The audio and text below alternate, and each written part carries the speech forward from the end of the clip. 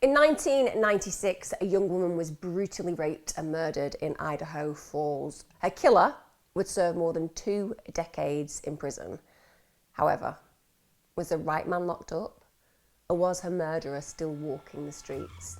In a case in which the victim's own mother would embark on a tireless pursuit for justice, uncovering lies and police coercion, the latest DNA profiling techniques would finally solve a crime and right a serious wrong. This is the murder of Angie Dodge.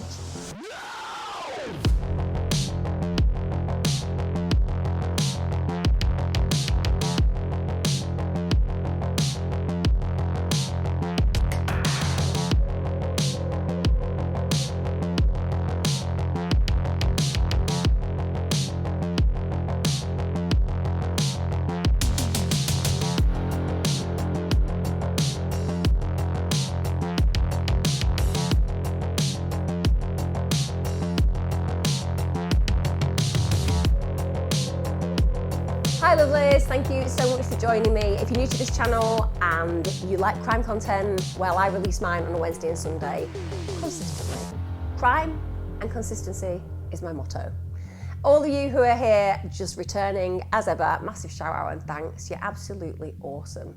Without you, it would just be me, sat by myself, talking to a screen, going nowhere. But you make it possible. Today's case is going to be one that makes you question ethics, authority, and everything in between. It is a shocking case that I'm going to talk about, and I think that for the most part, what we tend to do in our lives is we trust authority, and even when we are shown that it's imperfect, we still tend to have this belief that the authorities are there to protect us, and certainly law enforcers are there to bring the right people to justice. But when it falls short, it's really challenging, because suddenly you imagine, well, maybe it could happen to me. On the 13th of June 1996, 18-year-old Angie Dodge didn't show up for work at a cosmetics supply shop, which was very unusual for her. That wasn't in keeping with her behaviour. Angie was the youngest of 4 children. She was known to be a really happy, bubbly, outgoing girl. She was very likeable. She was very popular. She had a large group of friends, and she was somebody that was known in her community in a friendly way for all the right reasons. She'd recently graduated high school, so her life was literally just beginning, and what she planned on doing was to go to Idaho State University. She was a bright girl as well, so she was somebody who could have thrived in academia. Also known to be very popular with children, she was one of those people who took time with younger children and would make space for them. So all round personality-wise, she was somebody that society would benefit from without a doubt. So on this particular day, where she doesn't turn up for work, which is completely outside the realms of normal habit for her, 2 co-workers decide that they want to check her upstairs apartment in Idaho Falls because they want to make sure that she is okay. It's awful what they discover. And some of us will experience and encounter those moments in our life where we're worried about somebody. We'll have that sense that something isn't quite right, that somebody's behaviour, such as turning up to work when it doesn't occur, is out of character to the point where it makes us suspicious that something could be wrong. But often you'll put that down to the potential of them being unwell. Maybe they've hurt themselves. Maybe they're just sick in bed. Maybe they drank too much the night before and just didn't get up. These are all things that you suspect. But the idea that you are going to go and check on somebody that you like, a colleague, a friend, and you're gonna discover something truly horrifying is not in the realms of what we consider. But that's exactly what happens. They find Angie's body and they can see immediately she's met a horrific death. She'd actually been raped and she'd been stabbed to death. There were multiple stab wounds on her body, but probably the most severe was that her throat had been severely cut to the point where she'd almost been decapitated. So you can imagine how grotesque that would be for people walking into that scene of carnage to take in the reality of what they're seeing. Now, she bled to death because of this frenzied attack, and genuinely the scene was a bloodbath. So a detective that was working the case, they were actually cautioned before going into the apartment because it was such a violent crime scene. They were informed it was so graphic that it was going to be traumatizing. And he said, on reflection within his career, it was without doubt the worst that he'd ever seen. And this is for seasoned detectives, that meeting that moment, seeing Angie's body in that way, was something that stained his memory. Angie was lying dead on the bedroom floor. She was on her back next to her mattress. Her shirt was torn. It had been pulled up and her sweatpants had been pulled down. Also, there was a very obvious cut to her breast that was visible. So automatically it gives us insight to the kind of criminal. There's a rageful level, particularly when you start to attack the sexual areas of the individual that you're harming. And also it suggests a dehumanization level to the crime. There were multiple stab wounds. She had incisions all around her neck and the carotid artery had been severed. So that's why she bled out so seriously. There were multiple stab wounds all over her body, and the blood through this were all over the floor and walls. So deeply savage death. Now, even more tragically, Angie had actually only left home 3 weeks earlier. So, like a lot of teenagers, you want to live your way, your parents want you to live another way. And for the most part, if I look back at when I was 18, and I'm sure a lot of you will relate to this, you kind of think you know everything. You're like, I'm so grown up. But really, you have zero life experience and you don't really understand what it's like to be a grown up whatsoever. But you have points of view, often not substantiated by actual evidence, but you stick to them and it causes conflict. So Angie had had this disagreement with her mother, and her mum Carol had said, no, that she had to live in her house under her rules. But this had prompted her to move. Now, imagine being Carol. You lose the daughter that you absolutely adore in an utterly brutal manner. It's an unimaginable scenario to even conceive in your mind. But to have the added ingredient of knowing that had it not been for that disagreement, she would have been safely living at home, that must have been even tougher to manage. Carol did say down the line that there was one thing that she was really grateful for. Obviously, nothing to do with the actual crime itself, but that she was grateful for the fact that she and Angie had actually made up the evening before she died. So Angie had called around, the two of them have hugged, they'd talked it out, and they'd reconciled, which is so important in this case. Because when you suffer a traumatic loss, it's complex territory, grief-wise anyway. But psychologically, when you lose somebody traumatically and there are things that you didn't get to say, or there's been negativity between you before, and then the person dies and you can't create closure or create resolution in those scenarios, it can make the already incredibly difficult grief landscape even more troubling. Now, what's really sad is, in spite of them making up that evening, Angie did go back to her apartment. So the sliding doors moment happens there. On the day that Angie was killed, her mother actually tried to contact her at work. She wanted to tell her about a family reunion. There was a lunch that had been planned for the next day because her eldest brother was in town. And bear in mind, Angie and her mum have made up. So clearly her mother wants to let her know about anything that's going on in the family to make her feel fully connected to them. However, the co-worker who she's speaking to actually transfers Carol to the human resources manager, who then asks who Carol is. So she says, well, I'm Angie's mother. The manager replied in that moment, Angie's been found dead. You need to go to the police department. I cannot quite compute why the human resources manager would feel it was appropriate for them to break such blindsiding, life-changing, horrific news to Angie's mother, but that's exactly what happened. So she's told by the human resources manager, you need to go to the police department. And Angie's mum has absolutely no understanding in that moment of what's playing out. She doesn't believe it. She just goes into complete shock. So she actually hangs up that phone, stunned, in this surreal climate that she isn't actually sure is happening. And she actually goes and runs a cold shower over her head because she thinks it's a bad dream. She's just waiting to be woken up from this nightmare. It's Angie's brother who goes and identifies her mutilated body. It's the only way to describe it. That poor boy, young man, having to say goodbye to his sister in this way. The inhumanity of it.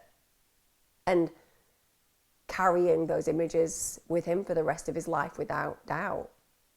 He then tells his mum, who, as we know, is trying to wrap her head around how this has gone from being a day where she's trying to organise a family gathering to starting to organise her daughter's funeral. And he says, she's gone, Mum. Carol apparently slid down the wall instantly and she curled up and she was totally inconsolable. She just cried uncontrollably. I mean, to hear that your child is dead is the most harrowing experience that any parent could even imagine to endure. But to be told that your child has been murdered, sexually violated, it's beyond comprehension.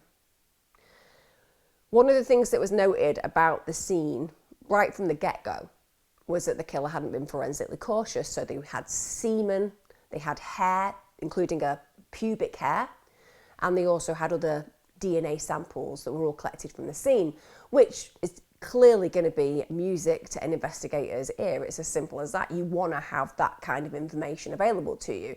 They even found skin beneath Angie's fingernails, so she'd evidently thought she'd scratched her attacker. When they did the DNA analysis, it all indicated that they belonged to the same man. So essentially in that moment, you conceive that this is a one-person crime. One individual has come in and carried this crime out, hence why there's no other DNA. So there's a murder investigation that's immediately launched. This is an incredibly serious crime. It's completely out of the blue and it's not typical for the area that these individuals are living. So the police start searching for the killer. They actually go and speak to over 100 men. Each of those 100 men gave a DNA sample. The DNA database also failed to find a match. So this is really frustrating. I mean, they're trying to find this person because they know that this kind of a crime is so savage that the individual may potentially strike again, and time is of the essence. Now, months pass, and it's really frustrating for the police. They've got no leads whatsoever. Local community, of course, are fraught. There is real pressure from the local community to find this predator. People didn't feel safe. They wanted justice because Idaho Falls was not a place where people got murdered. So this stuck out like a sore thumb because it was such a grave and savage attack. Now, a break comes in early 1997. So there's a friend of Angie's, Ben Hobbs. He's also from Idaho Falls. He gets arrested on the 5th of January 1997, and he's arrested for the rape at knife point of a woman in Nevada, which is obviously a horrific crime. So police at this point believe they've got a suspect. Both crimes have been violent sexual assaults. Knife had also been used in both of the crimes. So Hobbs is brought in for questioning. I think that makes perfect sense. You've got somebody who has been charged with a serious rape at knife point, and they were local to the area where another serious rape and murder at knife point had occurred. Kind of makes sense. So Hobbs is soon a murder suspect in the inquiry. And obviously they are desperate to pin this crime down. They want to make sure they get convictions They want to make sure a predator is off the streets. Now, Hobbs was a member of a group of friends, in fact, and all of those friends had known Angie. She'd spent a lot of time with them. And when they looked at Hobbs's social circle, he was actually part of a larger group, and that larger group was known as the River Rats. I know, it's not the most appealing of titles, is it? I don't think I'd have gone for River Rats. I don't think it sounds charming. It doesn't even sound scary. It just sounds a little bit dirty, personally. Not that I think rats are dirty. They're very lovely. Loyal as dogs, apparently. But anyway, the reason that they're called the River Rats, I digress, is because they hung out at various locations along Snake River. Now, this wasn't far from Angie's apartment. So they start to expand the questioning a little bit. The police start speaking to Hobbs' social group. And one of the people that they speak to is 20-year-old Christopher Tapp. So people had actually seen Christopher Tapp with Angie the night before she was murdered. So understandably, that's going to provoke interest from the authorities, because often the last people that are seen with a victim are the people who have ended that victim's life. So on the 7th of January 1997, Tapp gets brought in for questioning. From the get-go, denies any involvement in Angie's murder. Don't get me wrong, I don't think that lots of criminals who are brought in under questioning are like, it was totally me, I'm totally guilty. Obviously, just because somebody doesn't say that they were involved doesn't mean that they weren't involved. But what I'm saying is, really, immediately from that get-go, he says, I've had nothing to do with this situation, nothing to do with Angie's murder. And he also says that Hobbs, who we know is a suspect, had nothing to do with it as well. So the police collect DNA samples. They also administer a polygraph test. And they, to some degree, should be able to exonerate him, because there's a lot of DNA at the actual crime scene that they've gathered, and a polygraph test, whilst it's not 100% accurate, certainly if somebody passes it, doesn't show that they're under any stress when they're expressing their answers, they're not trying to be deceptive, you can kind of see that it's very unlikely that they're guilty. Now, as it later becomes clear from the tapes of the interview, what was going on during questioning is that the police were completely focused on Hobbs as a suspect. So Tapp, who's been brought in for this questioning, who's obviously denying having anything to do with the murder, he's just the individual that they want information from. He's certainly not in the frame of reference for this crime. It's not under the spotlight at all. So they're trying to get Tapp to implicate Hobbs. And again, at this moment in time, we have some sympathy with the authorities, because Hobbs has been in a scenario where he's raped somebody at knife point. So he fits the MO. But as the questioning goes on, the tapes that are uncovered later down the line regarding how Tapp was interviewed, wow, questionable methods doesn't even begin to describe it. We know interrogators and investigators often manipulate the truth to get confessions. You know, they're allowed to. They're allowed to say things that isn't entirely true, hoping to elicit information from those being questioned. But this is where things really start to go downhill for Tapp. So they start lying to him.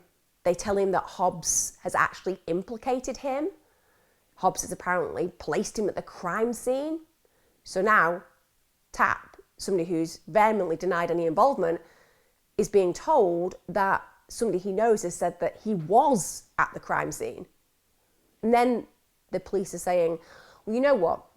If you help us, if you cooperate with us, then we'll be able to go easy on you. Tapp just remained insistent. He said, I'm innocent, I can't help them. And he actually said, I'm just a scared little man.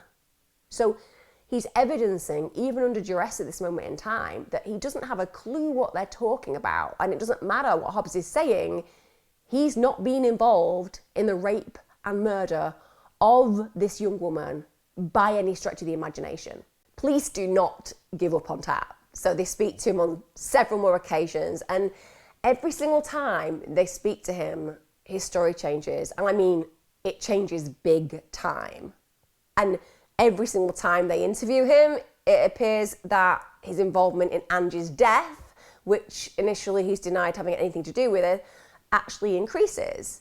So we're seeing these transitions. He goes from, I've not had anything to do with this murder, to starting gradually to implicate himself further. He's subjected to around 30 hours of interrogation over several days, which is incredibly stressful. Psychologically, interrogations are meant to be stressful, but when you are consistently interviewed and when people are firing information at you, it is unbelievable how that can affect the psychology. It distorts reality from time to time. And during these interviews, he changes his story 5 times. During the interrogation, the police went to town on him, basically threatened him with the death penalty, which would have been truly terrifying. And if he claimed he couldn't remember something, what would happen was the detectives would suggest it was basically because he'd suppressed that memory. So the horrific nature of the crime had been so traumatizing even to him as a potential killer that he'd pushed his memory of that scenario down. Now, on one level, if you think about the fact that he's constantly changing his story, you could say, well, he had something to hide. Why is he desperately trying to make up new facts as he goes? Because that's going to implicate him as he's changing his story because potentially he's guilty. But what we also have to understand is during his interrogation, during the intense pressure that he's under, when he's being threatened with his life, and when the interrogators are not letting up, when they've basically created a story and they want to fit the pieces of the story together and you're becoming their main player within that story, it's very difficult for an individual to manage the levels of intensity within those scenarios. And often people do start to change their stories, particularly if it gets positive strokes of the people that you're feeling threatened by, because you want your captors, even though these are interrogators, and obviously they are not people who have kidnapped this individual, the point is the psychology remains the same. They are the people who hold your freedom or otherwise.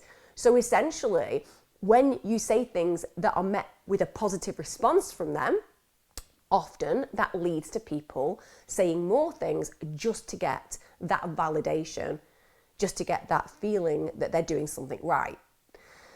Another thing that's unbelievable is that during this interrogation that was hideous, really aggressive, his attorney was pretty much present for all of it.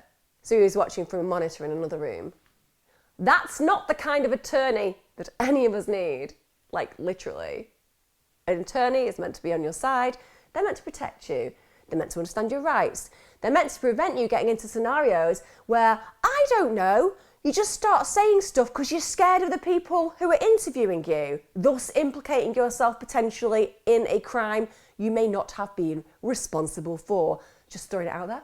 So just to give you an example of how things change in his interviews, when he's interviewed for the second time, which is 3 days after his initial, this is the 10th of January 1997, his version of events are completely different from his first. So now, at this point, he claims, oh yeah, I do know that Hobbs carried out the murder. He told me that he'd killed Angie. And not only that, he's asked me to provide an alibi for him. Now, obviously, the police love that. It's exactly what they were aiming for because they'd lied to him about Hobbs. Obviously, Hobbs hadn't implicated himself at all, but it had worked. Tapp had now implicated Hobbs. So the police then want to speak to Tapp again because they want to get more information. And in the interim, his parents actually hired the attorney, and Tapp didn't show up to the interview the next day at the agreed time because obviously the lawyer had advised them not to go ahead with that interview without having somebody present. So the officers end up at his mother's house.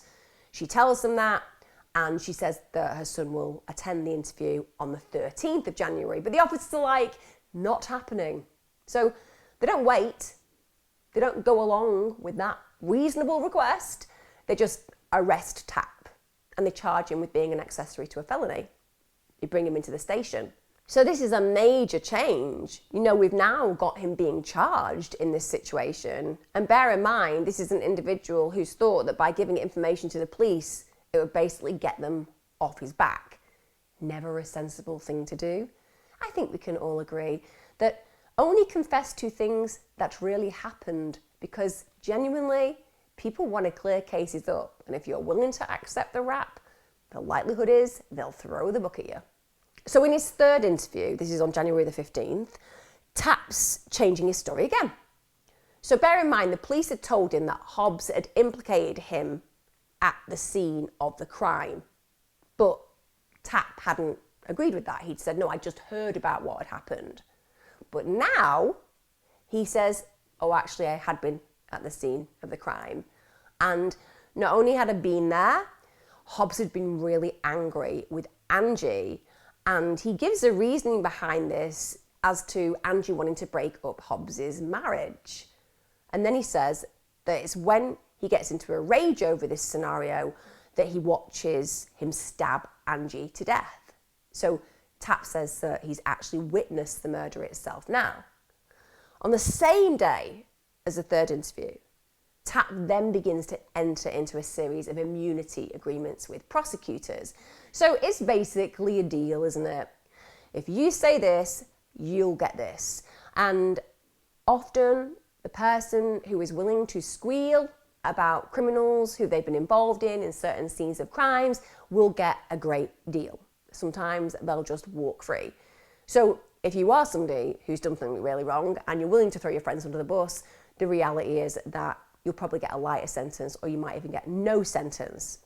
But in this case, bear in mind, Tapp has said from the get-go initially that he wasn't even at the scene and that Hobbs had nothing to do with it. And yet now we have him actually making deals with prosecutors. So he's told, if you say all the things that you've said, we've kind of fed you, we'll only charge you with aiding and abetting and aggravated battery. So this case is certainly being built around Hobbs. The problem they've got, though, is those DNA test results. Because when they get them back, it indicates that neither Hobbs nor Tapp was a match for the DNA at the crime scene, which is major. It's impossible to imagine that only one person's DNA would turn up from that scenario. And if the two individuals that they have under suspicion don't match that DNA, surely it's an open and shut case. They've got the wrong guys.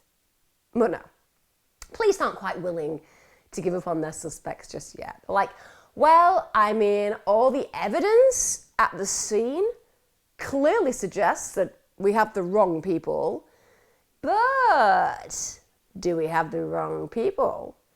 The evidence would say, but do we have the wrong people though? But the evidence and the DNA, but do we have the wrong people?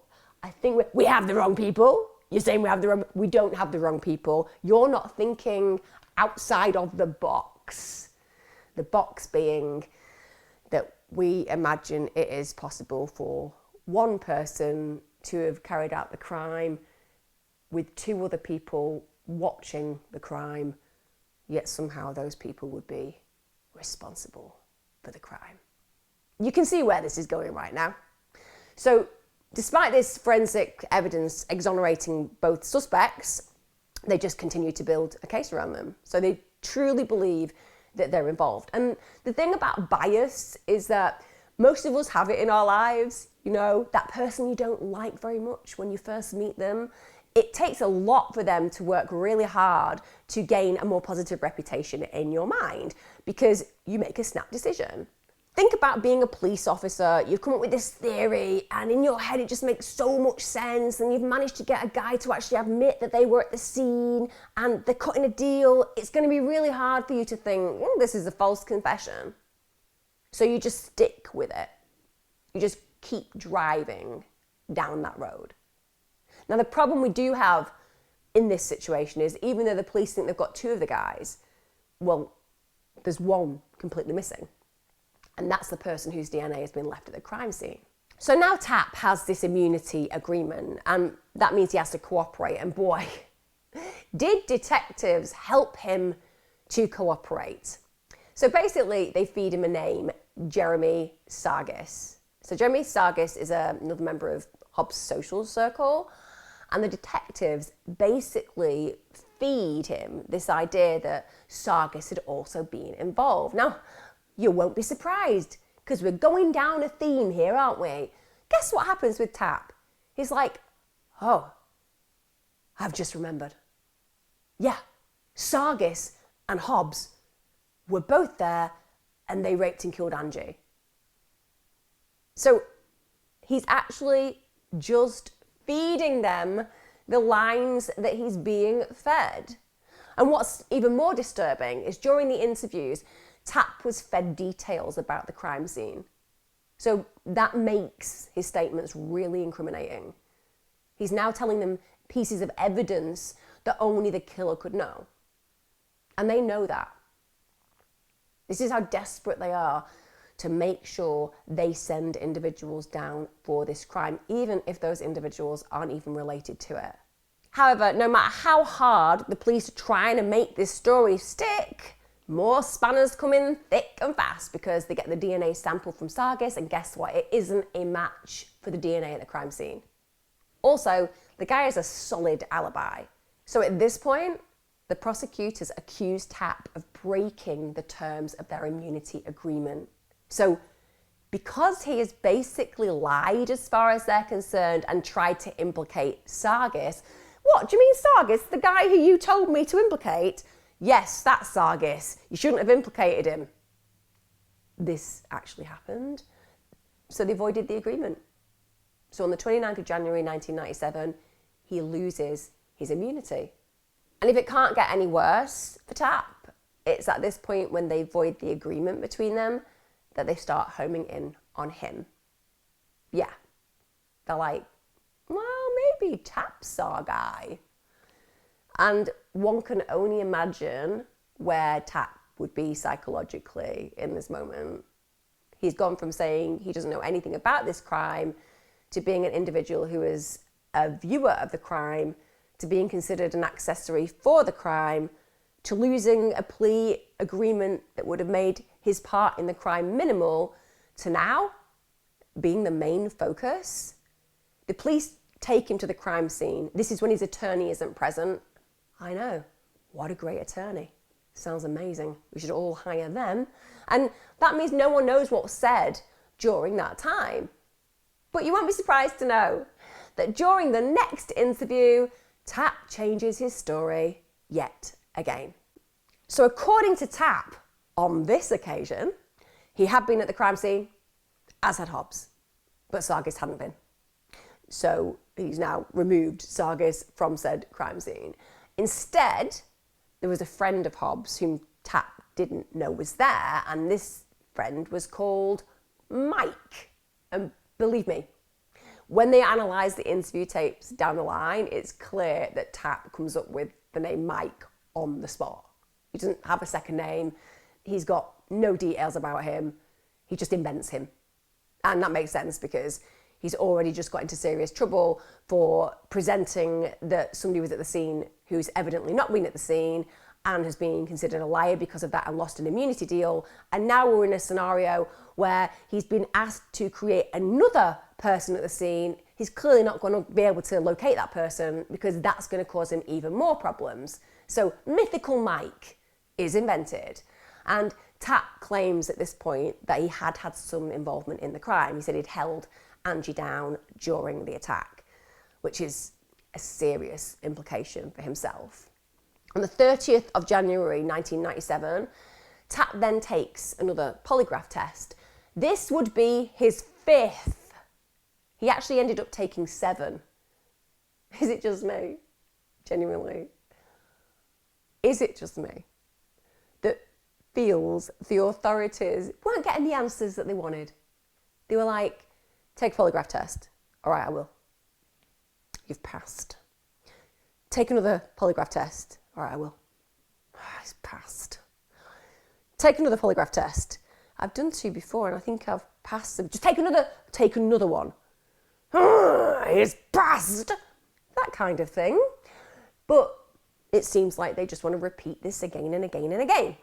And during the questioning, detectives actually suggested that there were ways that he could be treated more leniently. So basically they say, after doing all these polygraph tests and doing all this questioning where suddenly he's escalating his involvement in the crime, now they're throwing him this kind of olive branch, so to speak, this possible change in the way that he's going to be treated by saying if he was in fear of his life after he witnessed the murder, it would go easy on him. So basically he was somebody who was acting in this way because he genuinely thought he might be killed otherwise. At this point, Tapp was like, oh no, I can't change my story again. I mean, it would be the 5th time. It would be guys, it'd be the 5th time. It'd be the 5th time.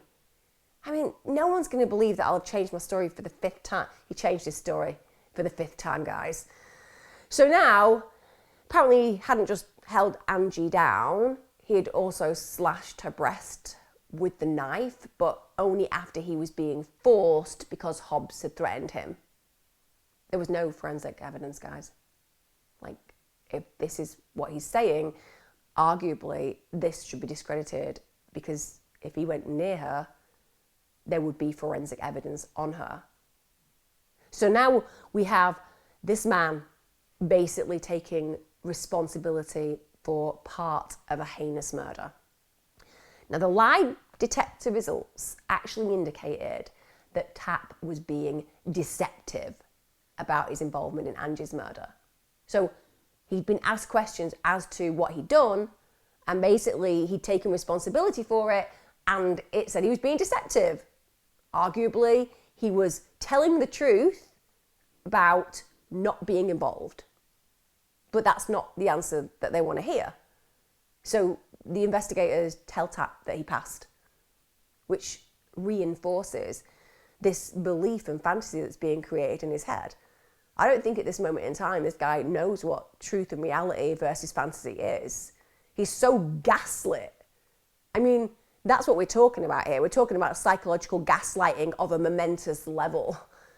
He's believing the lies. He's scared. Now, the police, I suppose, could have looked at the results in one of 2 ways. So Tapp was being deceptive about his involvement because he'd actually been more involved, or that Tapp was being deceptive about his involvement because he hadn't been involved. And we all know that they're going to go for the one where he's basically made it clear during that polygraph that he hadn't done what he said he'd done, but they're now going to make that into an amplification and say, well, it's because actually he did even more. And they stick with this theory. They stick with this theory that Tapp was definitely there, likely heavily involved, in spite of the fact that the DNA at the crime scene had been left by an unknown assailant. Cases like this really scare me, guys, because at the end of the day, it means that I could be implicated in a crime if I wasn't there, if there was no DNA, and I don't know, if I had an alibi. If they want to make it stick, it seems like they're very adept at making it stick. Get to the 3rd of February 1997. You won't be surprised to know that Tapp is charged with first-degree murder, rape, and use of a deadly weapon. Which is bizarre when you think about the fact that Hobbs, he'd been the detective's main suspect from the start. Bearing in mind, Hobbs had actually been charged with a Nevada rape. He was actually later convicted of that rape. Whereas Tapp, he hadn't got any criminal past relating to this kind of charge. And he'd been brought in to essentially fit Hobbs up. But despite this, we have Hobbs not being charged with Angie's death, which of course he's always denied he had any involvement in. He may have been responsible for the other, but I believe without a doubt that Hobbs never had anything to do with this. It doesn't mean that he isn't a reprehensible human for the kind of actions that he carried out in other crimes, but certainly where Angie's death is concerned, it wasn't him.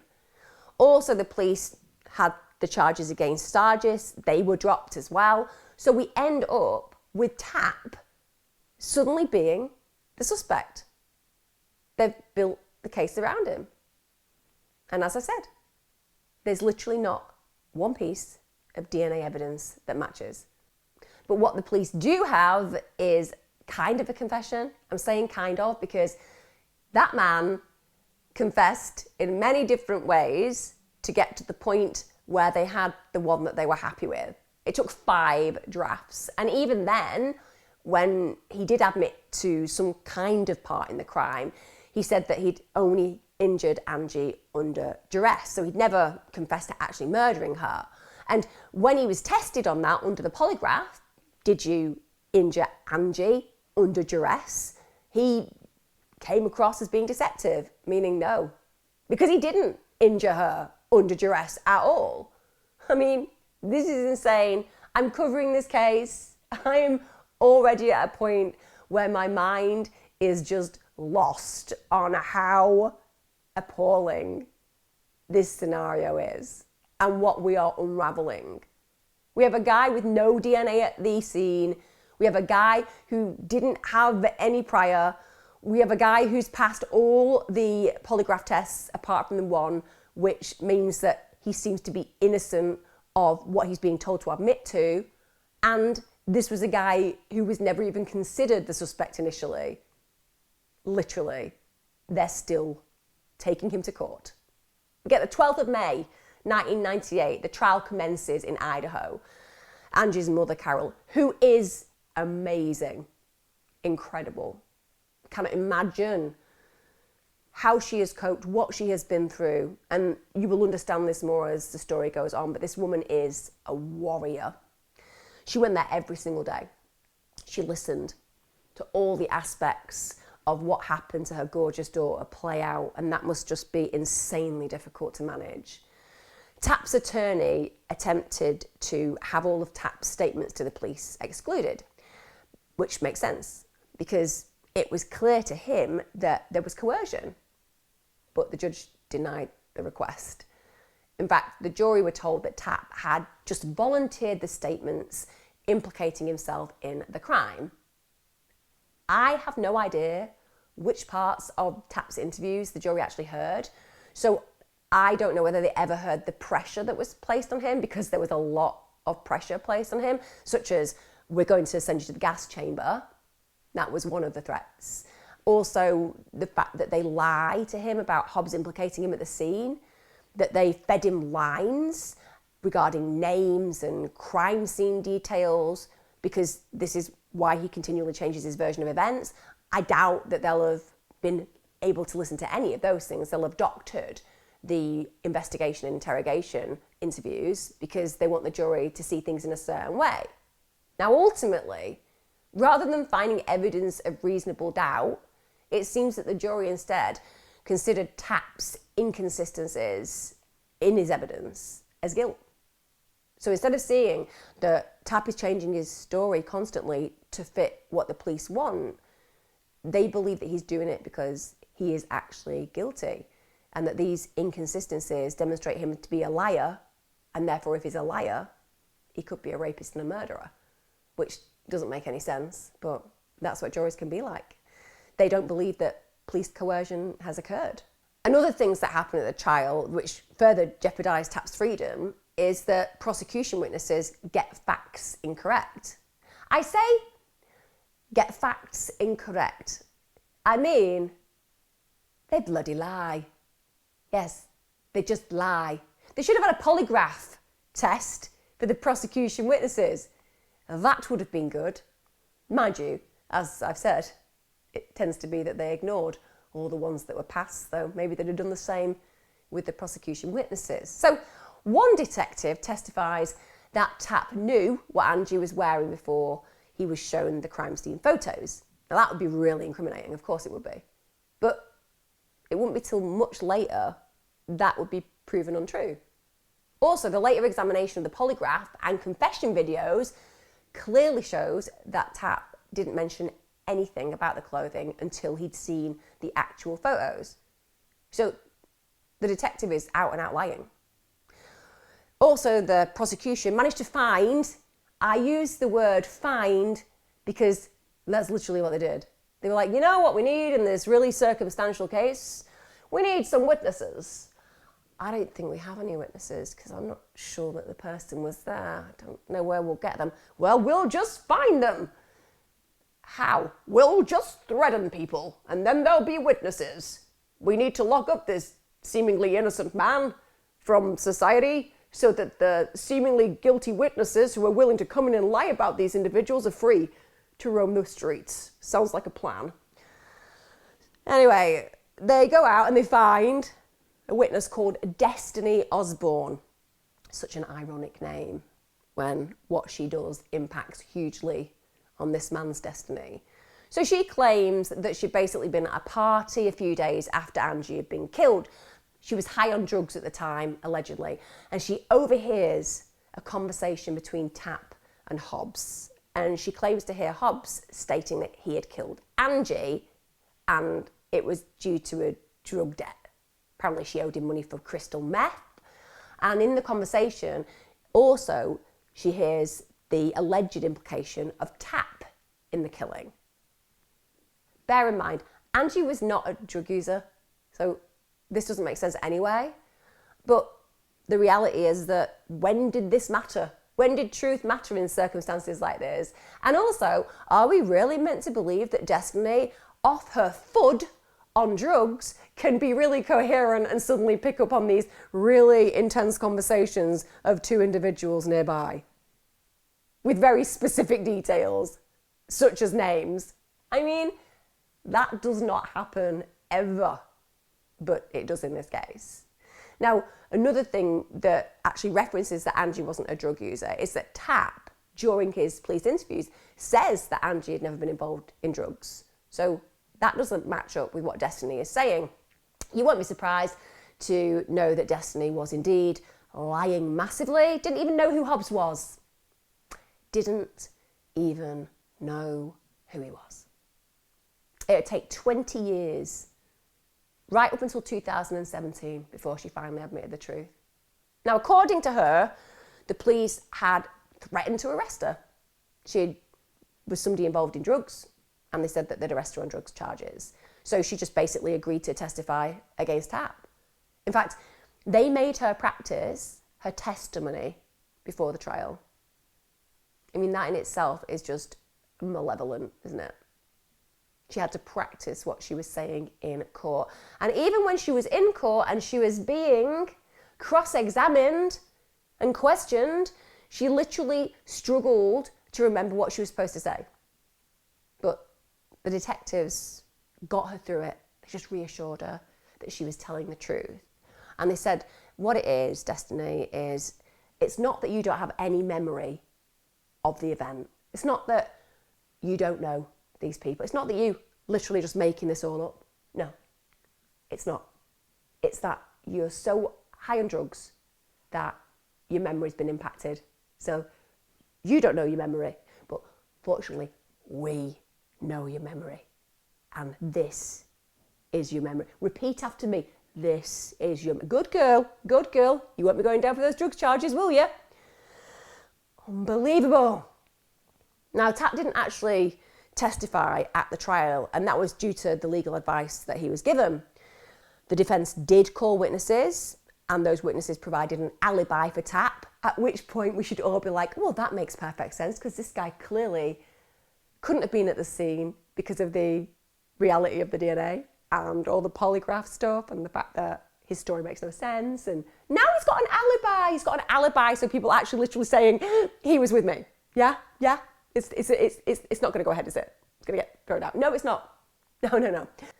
And this defence witness should have been really effective. They basically say, look, I know that Tapp could not have committed this crime because he was out with a woman that he shouldn't have been with the evening the murder occurred, because the next morning he was still with that person when his partner walked in on them and caught them. And that meant that they had this big altercation and confrontation, and it had kind of embedded in the witness's memory because it was so unusual. But the prosecution are clever, and they basically make out that the witness who's telling the story is just mistaken about the date. And that's all you have to do. You just want to blur the boundaries and the lines. It's very easy to make people second guess themselves. Psychological tests have been played out in the past where you can literally say 2 and 2 is 5, and if 30 people in a room say it's 5, the person who's 31st will say, oh, it's 5, because they didn't realise all those stooges in the room were just making them conform. So as human beings, it's quite easy at times to convince us that we're wrong. We get to the 28th of May 1998. There's a jury of 9 women and 3 men, and they find Tapp guilty of all charges. He'd later state, when the jury verdict came down, it was just sadness, pure sadness. I couldn't believe I was going away. I bet he couldn't. None of us can believe he's going away, can we? So he later gets sentenced to life in prison with a minimum term of 30 years for murder and 10 years for rape. So basically his life, essentially. I still can't get my head around how the jury didn't find the police tactics during the interrogation questionable. You know, this ever-changing confession when the police suspicions had suddenly switched. Initially, Hobbs had been the main man that they were interested in. Then they used Tapp to implicate him. Tapp wasn't the main suspect. Immunity agreement would have allowed him to plead guilty to a far lesser charge. And suddenly the police switched their focus from Hobbs, who doesn't get charged with anything, to Tapp, who's now facing rape and murder charges with no apparent further evidence aside from these questionable lie detector results which essentially police had lied to Tapp about. You know, they said he'd passed, but what they actually meant was you were deceptive about doing anything bad in this crime. You clearly didn't see yourself as an individual who had been involved in it. So they even manipulated that. You also won't be surprised that it later transpires that not all of the video evidence had been submitted by the prosecution. Yeah, videos of several polygraph tests that proved police coercion and deceit were actually withheld from the defence team. So the jury never got to see them. I mean, this is unbelievable. The truth is, they managed to doctor this case in such a direction that a jury found this man guilty in spite of there being no evidence against him, aside from these sketchy, incremental claims about his involvement in the crime. So I don't know what the footage the jury did see, but they didn't see a lot of the important stuff. And they evidently didn't have any concerns about the police, so they definitely didn't see the deceit and coercion levels of the interrogations and tests. Now, you'd imagine at this point for Angie's family, they've just seen a guy go down for a very long time. He's been convicted. So you would hope that they'd get a level of closure. On the face of it, a man who'd been found guilty of Angie's killing has been sent down for a minimum of 30 years. In fact, Angie's mother, Carol, she actually pushed for the death penalty initially. She wanted Tapp to suffer like her daughter had. Totally understand that. But they didn't have closure. Something didn't fit right. And what's really sad as well is the way that Angie's death impacted on her family. The obvious, of course, you lose somebody that you adore, you lose somebody that you would give your life for in a heartbeat. That's terrible to experience. But what we see when a child is killed in these kind of circumstances, often families break down. It's really difficult to remain united when you're so lonely and isolated in your grief. Angie's father, Jack, he never recovered from his daughter's death. He became estranged from his family, became a recluse, and he died a sad man. So Angie's killer stole more than just her life. They stole her family's fabric. Carol, on the other hand, well, she's like a Rottweiler in the best of ways, because she's not satisfied. She's not satisfied at all. And she starts to question Tapp's conviction. She's watched the trial play out and it just grates on her. And she has this big fear, and that fear is that her daughter's killer is still walking the streets. So as Angie's mother starts to gather momentum investigating this case herself, Tapp starts to launch his appeals against his conviction, including things like alleged inadequate representation, which we can all agree with.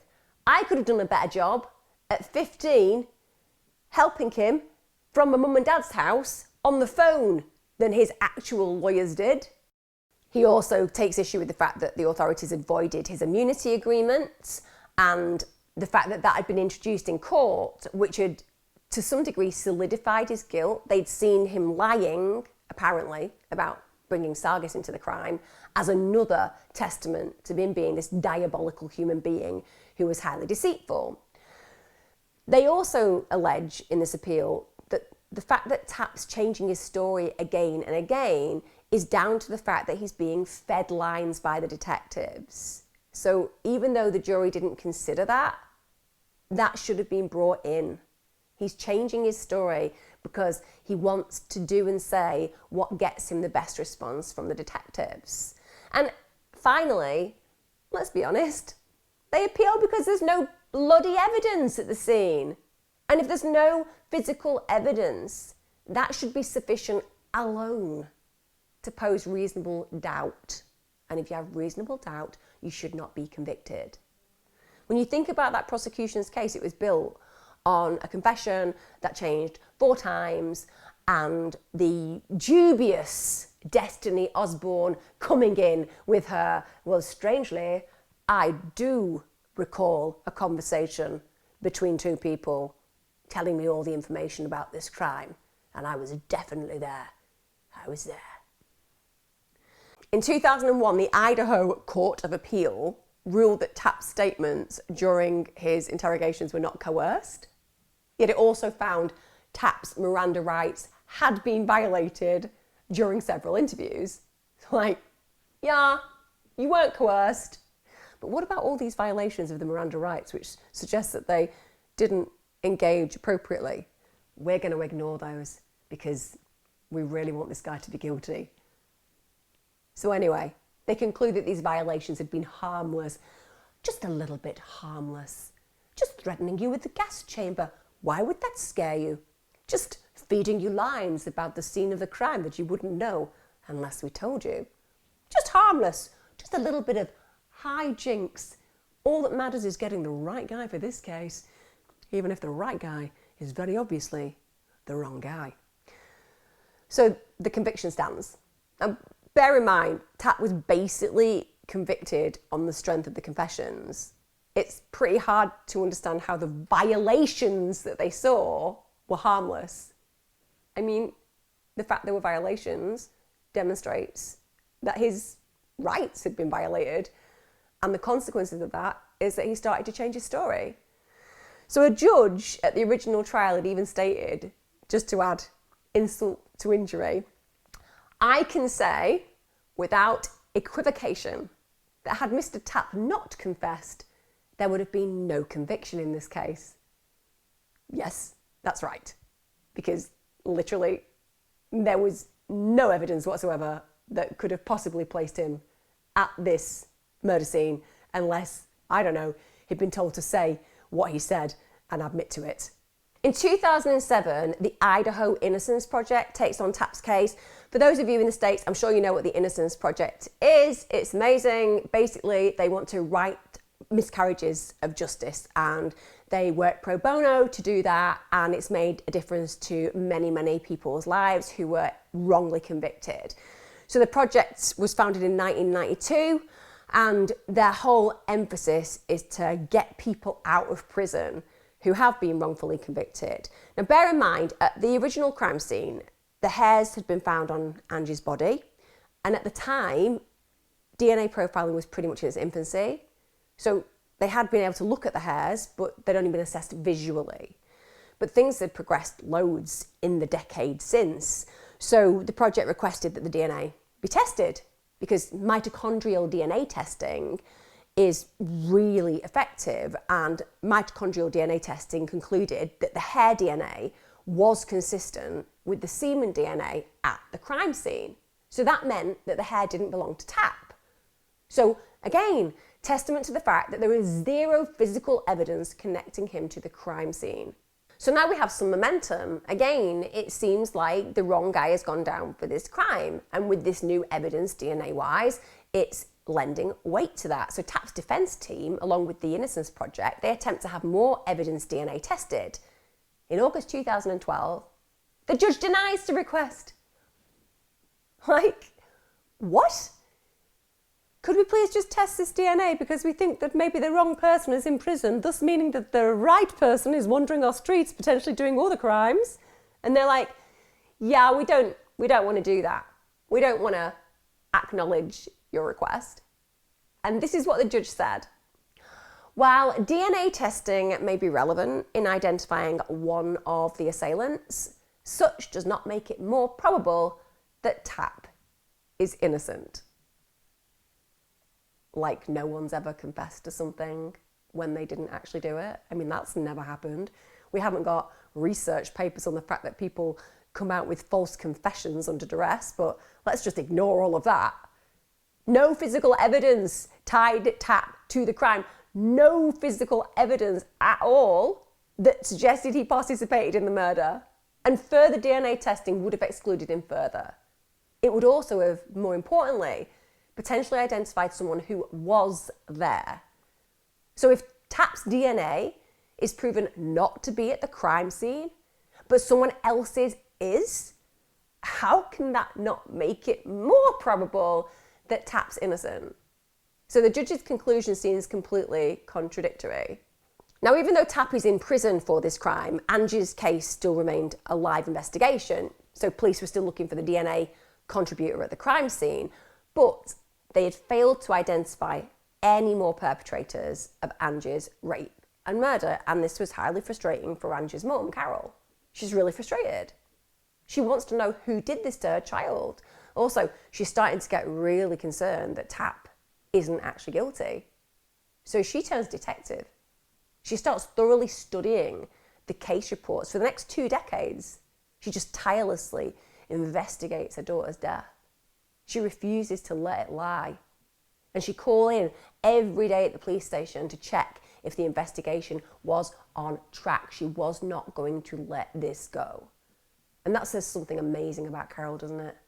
She is going to make sure that whoever did this to her child is going to be brought to justice. Carol also got to view the videotapes of Tapp's interrogation. She watched all 30 hours of it, and at this point she really starts to be concerned. She finds discrepancies in his answers. She starts to suspect that he didn't even know what happened that night. So Carol contacts Tapp's attorney. This is a guy called John Thomas. He's the guy working on the appeals, and she says, I think Tapp's innocent. And they join forces. So they send Tapp's interrogation videos to an expert in false confessions, a guy called Stephen Drizzen. He's the co-director of the Centre of Wrongful Convictions at Northwestern University Pritzker School of Law. So really schooled and educated individual in this area. And he works on a pro bono basis, so he believed that he was dealing with a case of wrongful conviction. And the conclusions that he came out with were powerful. He said that Tapp's confession had been psychologically coerced. He said that the lies and the pressure by the detectives had led to him taking responsibility. Drizzen watched the interrogations and saw that Tapp had literally been told he would be sent to the gas chamber. And Drizzen later stated, it's clearly the kind of threat that can lead people to give false confessions. And he also concluded from what he saw that Tapp had been fed information, enough to make his statements credible. Bear in mind, there was no other evidence tying Tapp to the crime scene or the murder. Drizzen stated this, the only certainty that emerges from this police investigation is that the rapist and murderer of Angie Dodge is still on the loose. Later in 2012, they do some partial DNA testing. It's carried out on Angie's shirt and sweatpants and also a teddy bear from the crime scene. The results from those, again, exclude Tapp and Hobbs. Then we get to 2015. At this point, prosecutors' office hire an independent investigator to review Tapp's conviction. And they conclude that a lot of the information that Tapp states during his interrogation was indeed fed to him by law enforcement. Also, the statements the polygrapher made during the tests, as far as they were concerned, were coercive in nature, which is deeply disturbing. But despite this, despite the investigator being like, oh, you know what, yeah, turns out a lot of this confession was just like fed to him by the investigators. Even like the content, you know, those important details. Yeah, he didn't know them, but we told him. Yeah, investigators told him, yeah. And like, you know, the polygraph test, like there's like coercion in it. All of that is really obvious to me as I'm investigating this. So I'm going to judge that he was still present when Angie was attacked. Yeah. The investigator investigating the investigators agreed that the investigators were right. Don't get me wrong, he did question whether Tapp was personally involved in the killing, but he didn't doubt or dispute that he was there at the scene.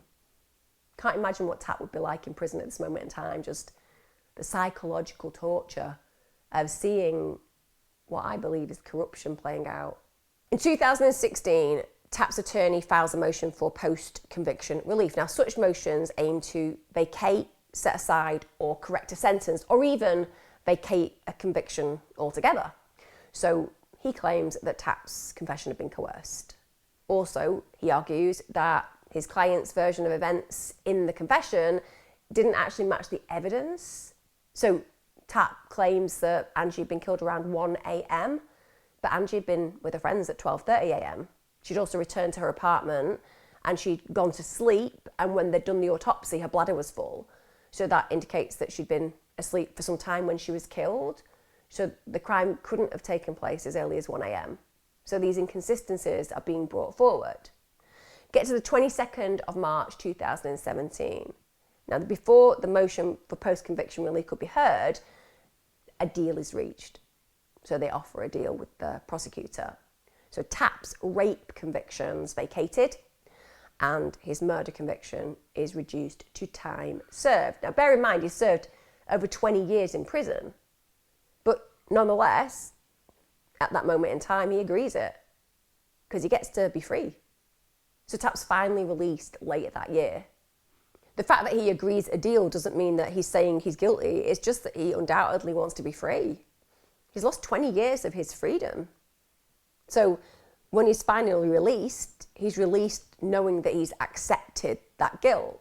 Now, later that same year, Destiny Osborne goes ahead and tells people that she lied in court. So the only witness that suggested that they had heard or seen anything involving this man in this crime admits that basically she did it under duress. So this solidifies this man's innocence. When Tapp leaves prison, the day he leaves prison, it's unbelievable, he's greeted by Angie's mother. She held his hand. She'd fought for this for years. She wanted him to be free. She knew he was innocent. Tapp stated this: her fighting for me to get out, to get released, and helping me to get something better for me is part of the reason that I'm home today. I'm greatly indebted to that woman. She has no idea.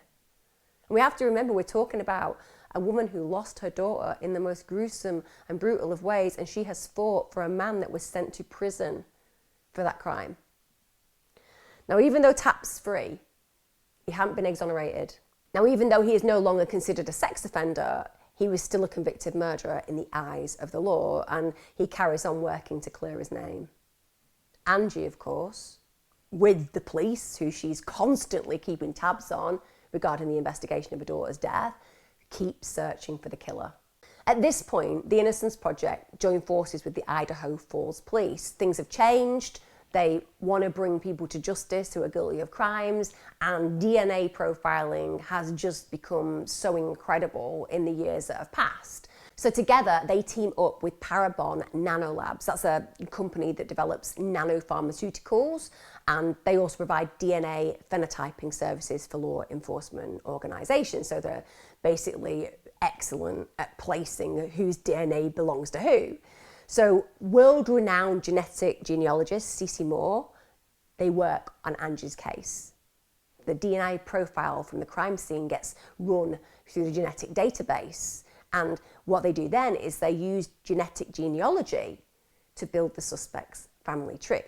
So they compare the crime scene DNA evidence to the public genetic databases. And through this, they're able to identify potential suspects through their family members. Now, 6 people of interest were subsequently identified, but ultimately all 6 of those were ruled out. However, further analysis of a family tree established this.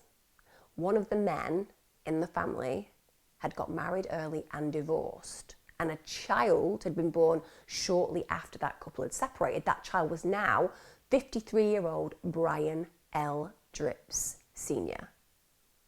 He would have been 30 when Angie was killed. He was a father of 3, and he'd actually spent the last 2 decades raising his children from a failed marriage. Dripps had been adopted as a child, he'd later joined the military, and then he'd gone on to work in construction.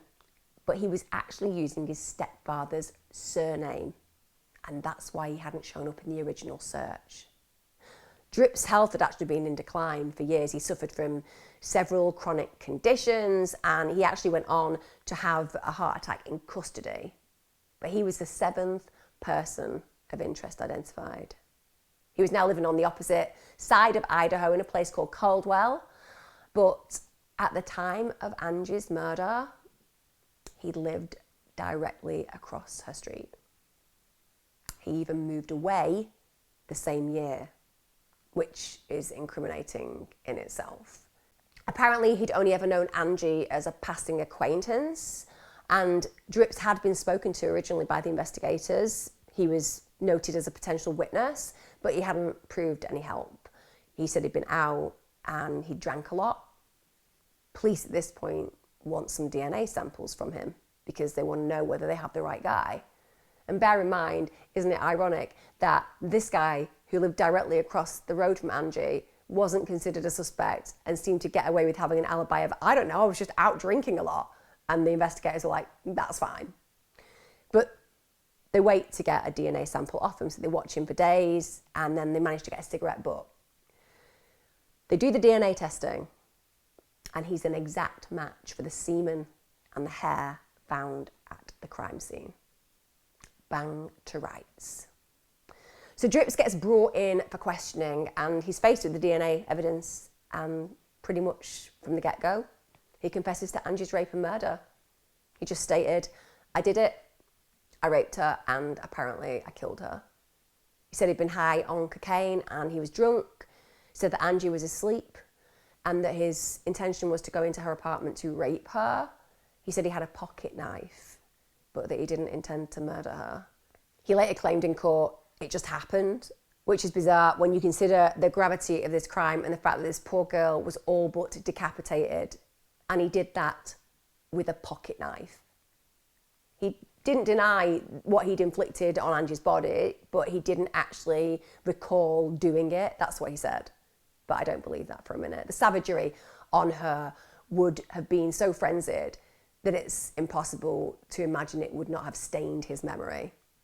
I think it's one of those scenarios where the individual knows exactly what they did, but they don't acknowledge it, because then it would demonstrate the kind of animal that they were. On the 15th of May 2019, almost 23 years after Angie was killed, Drip was arrested and charged for her rape and first-degree murder. That's 23 years of freedom that monster had. 23 years of living his life whilst another man was locked up for a crime he didn't commit. Drip also confirmed that he acted alone, so Tapp wasn't involved at all. You know, he'd let that man serve 20 years for a crime he didn't commit. He was 20 years old when he was arrested. He was 41 when he was released. He lost the best years of his life. He'd been an inmate number 56265 for over 2 decades. All the while, the true killer had just been living his life. Finally, on the 17th of July 2019, Christopher Tapp's murder conviction was finally vacated. A judge stated, as far as the court is concerned, you're cleared of the charges you've been living under for the past 20 plus years. Following his release, Tapp stated, so thankful that I've been given this second chance at life. I've wasted 20 years of my life for something I never did, but I also grew up over those 20 years. I mean, my God, the humility of this individual is astounding.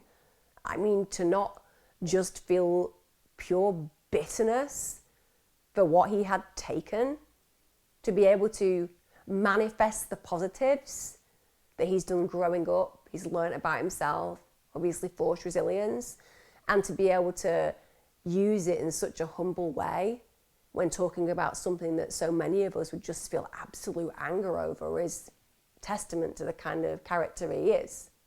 And at the hearing where his conviction was overturned, Carol Dodge went over and hugged him. Just demonstrates what a lovely human being she is. In 2019, Tapp claimed damages against the city of Idaho Falls and 7 former Idaho Falls Police Department officers. Which you would, wouldn't you? You've taken 20 years of my life. Now, cough up, because I've lost so much. I mean, literally, it's impossible to reimburse someone for those kind of years stolen, but money will, to some degree, allow you to live a different kind of life than you would have without it.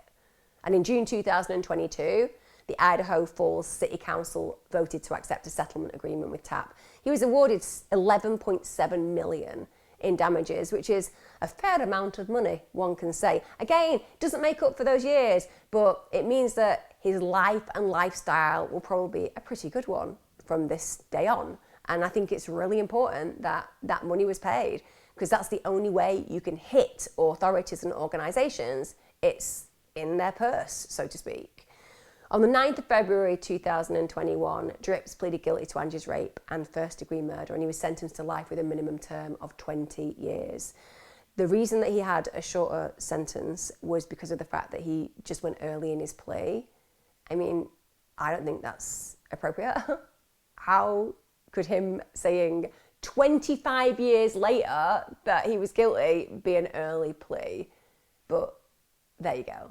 That's actually the way this crazy world works sometimes.